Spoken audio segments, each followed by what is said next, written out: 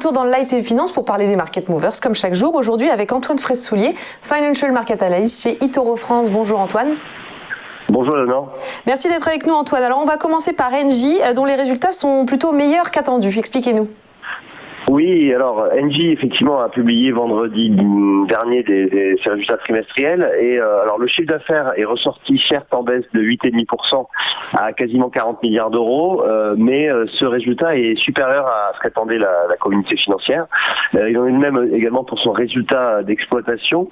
Alors effectivement le groupe pâtit bien sûr des nouvelles mesures de confinement et de restriction en France et en Europe, mais il est confiant pour la fin de l'année et pour 2021.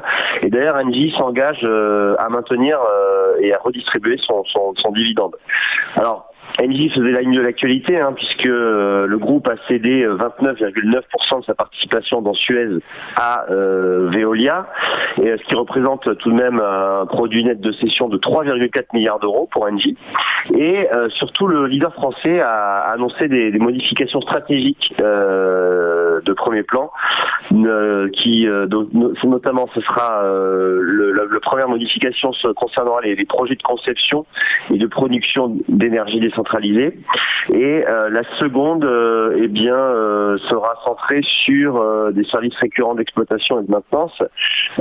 Pour mener à bien ces objectifs, Engie vient de nommer un nouveau directeur général, enfin plutôt une directrice générale, puisque c'est Catherine MacGregor qui était dans le groupe Technip FMC qui prend les commandes donc d'Engie.